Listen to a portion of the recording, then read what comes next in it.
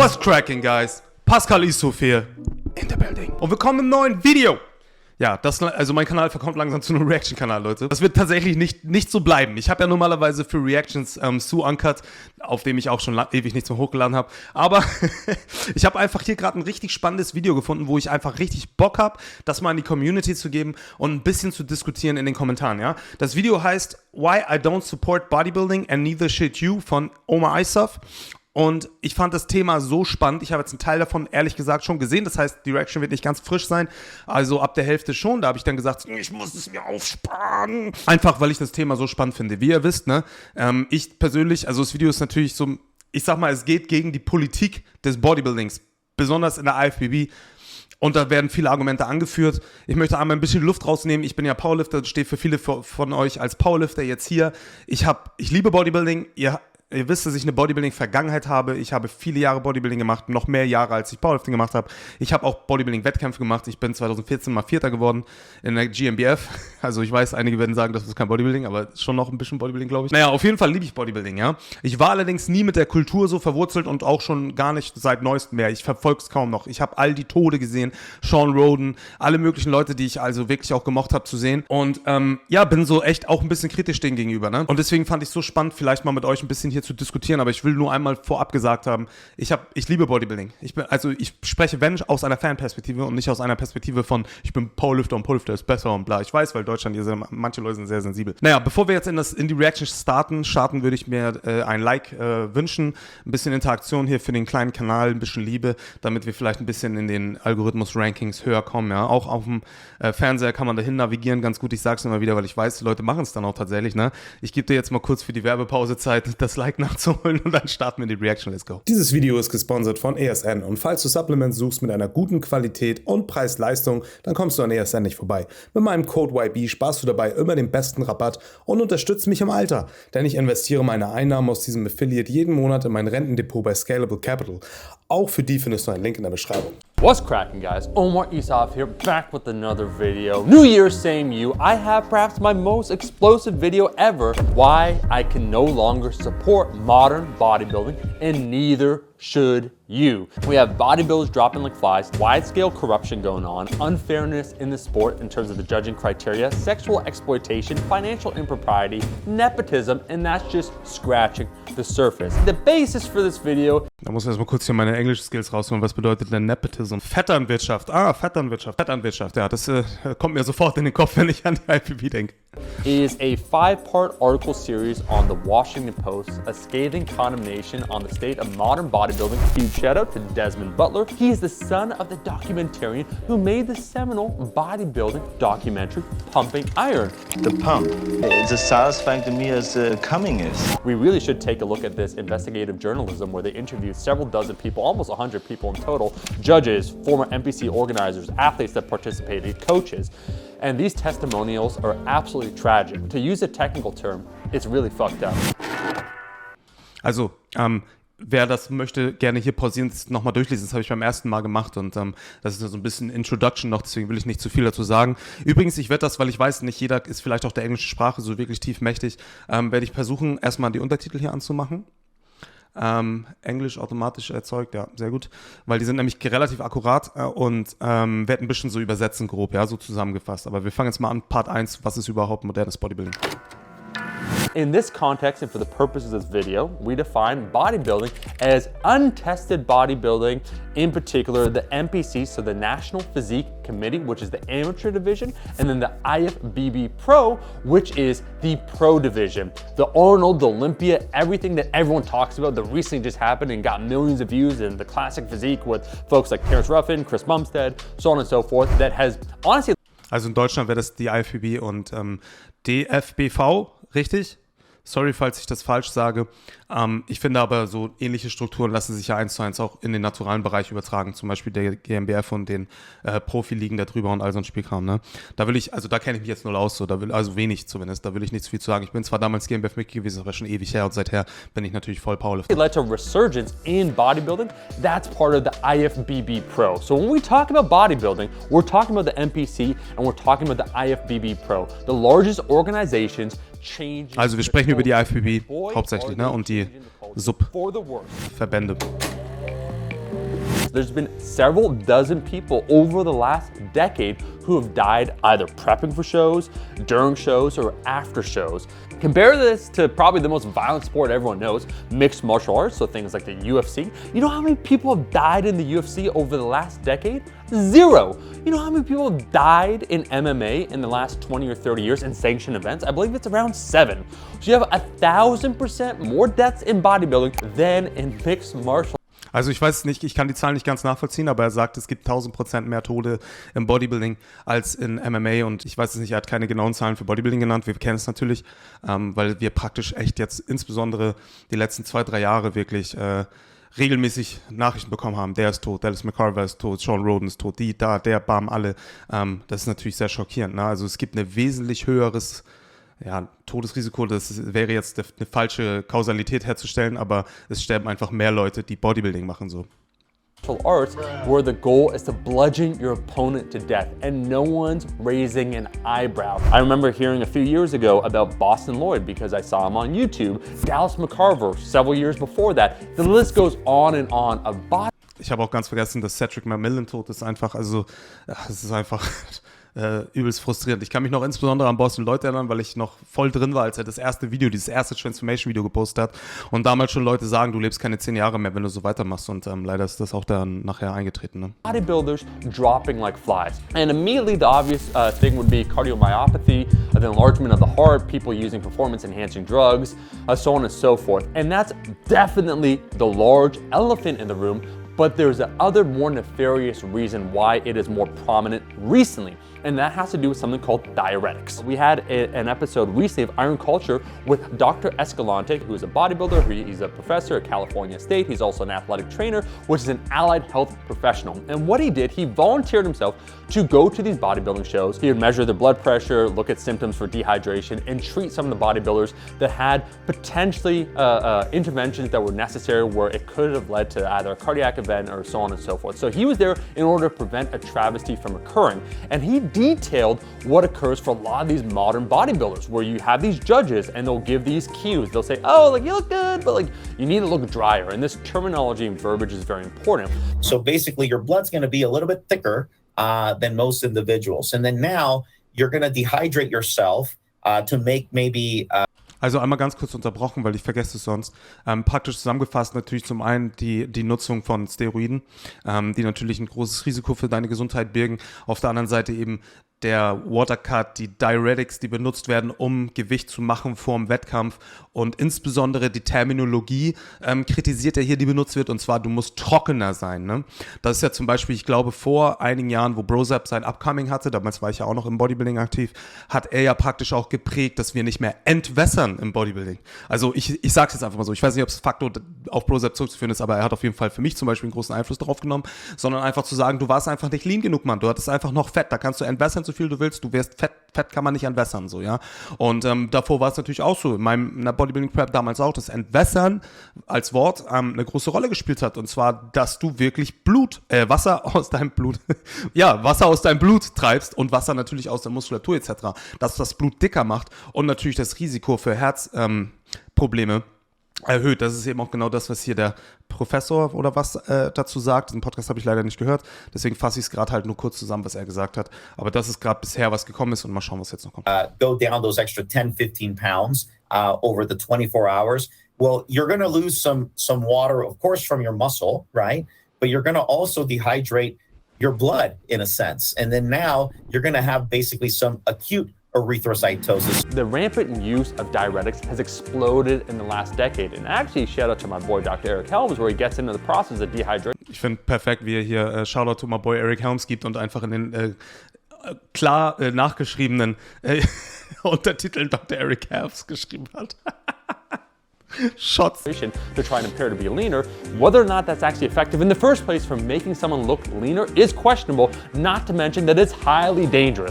Hier ist eben der Punkt, ne, der jetzt auch gemacht wird, nochmal in dem Zusammenhang mit dem letzten Podcast, und zwar, dass dieses so krass Entwässern, ja, mit diesem Wort auch, was ja auch benutzt wird, du musst trockener sein, schlussendlich dich gar nicht leaner aussehen lässt oder ähnliches, weil du halt einfach Fett Fett muss weg, so, das muss weg, dann siehst du lean aus, ja.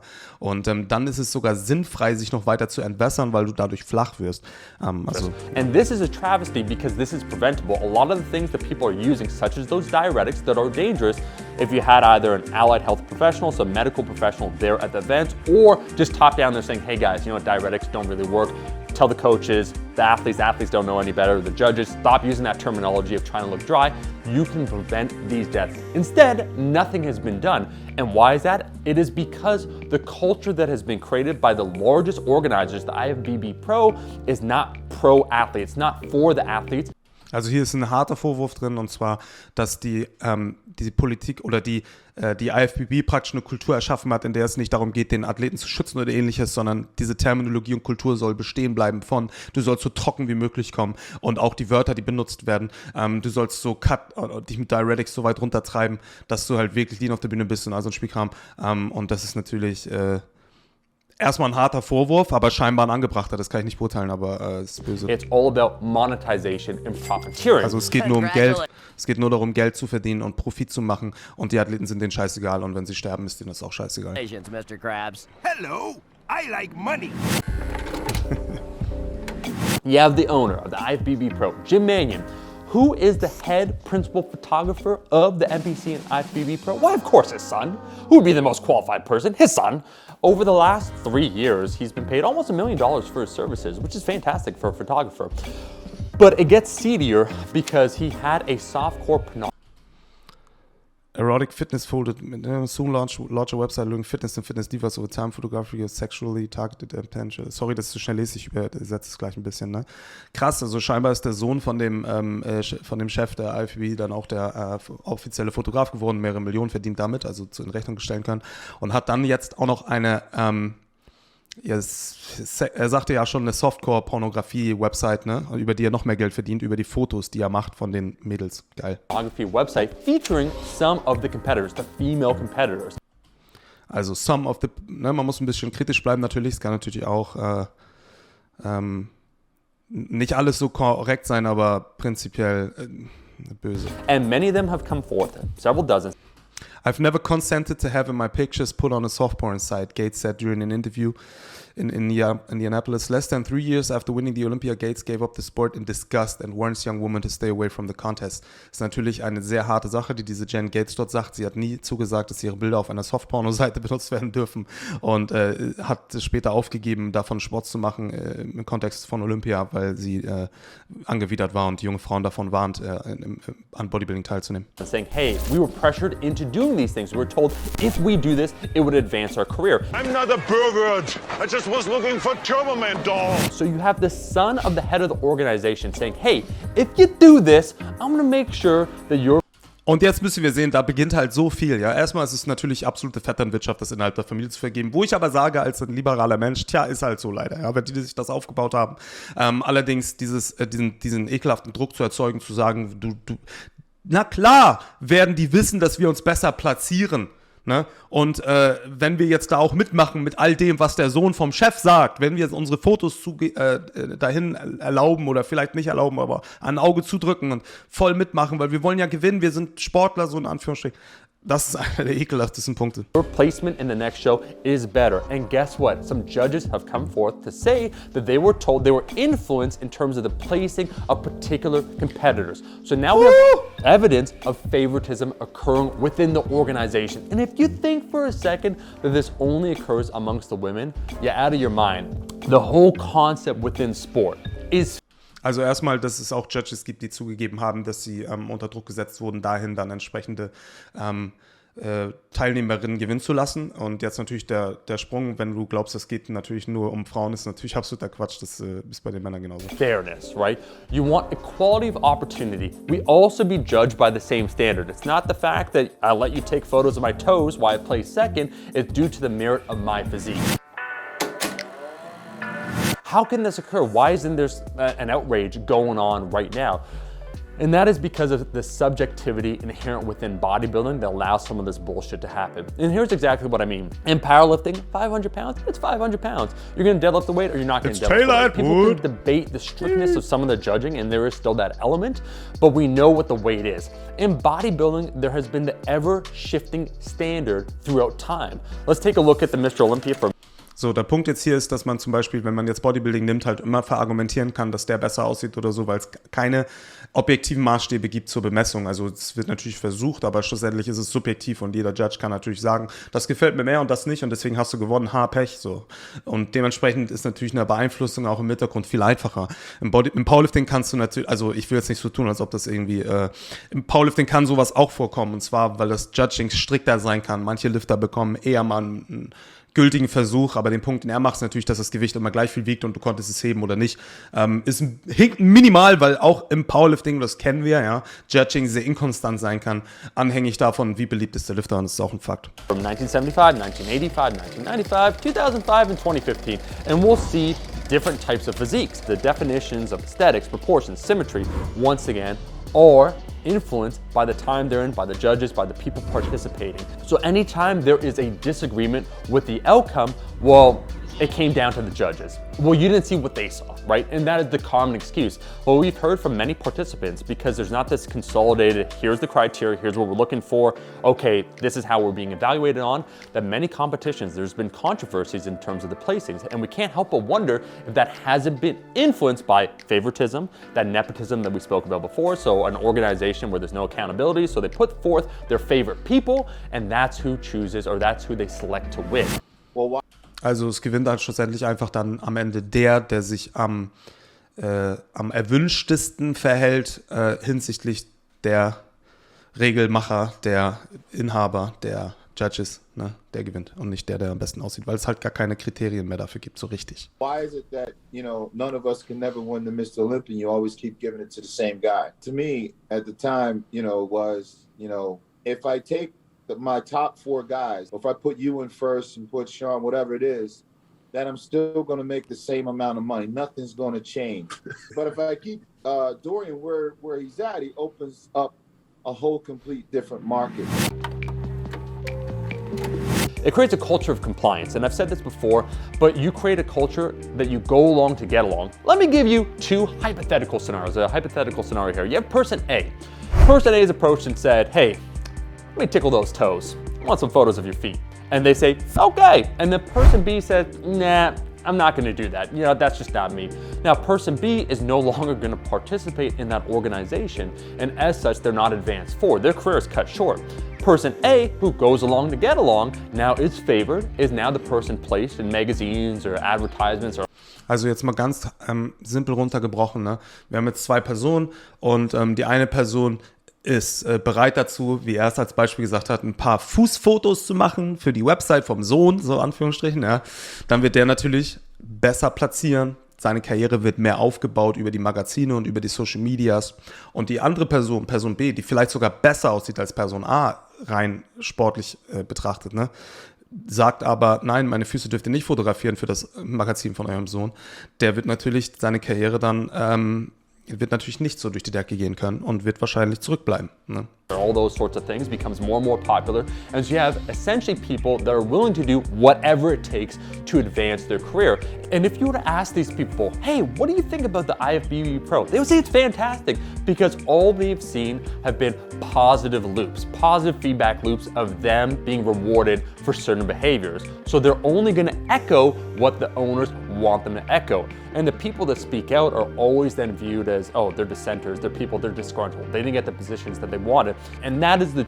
Und das Problem ist eben, ne, Person A hat das Gefühl, dass alles geil ist um sie herum, weil sie immer das bekommen, was sie möchten, gewählt werden, wann sie, also als Sieger gewählt werden, wann sie gewählt werden wollen, ne, weil sie natürlich auch hart gearbeitet haben, das wollen wir vielleicht vom Sport nicht wegnehmen.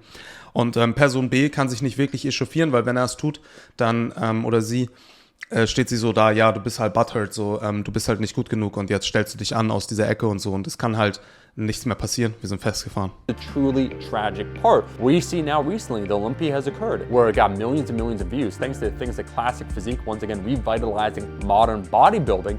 And instead, this article series by Desmond Butler was released, got several thousand reads or whatever the case may be, but the proportion of what's being talked about is woefully skewed in one direction. And this brings me to the last point. Only Arnie can save us, the Austriano. Yeah, you're right. I watched Terminator 2 as a child and then I got the haircut. Arnie is down to you once again, my friend, because guess what?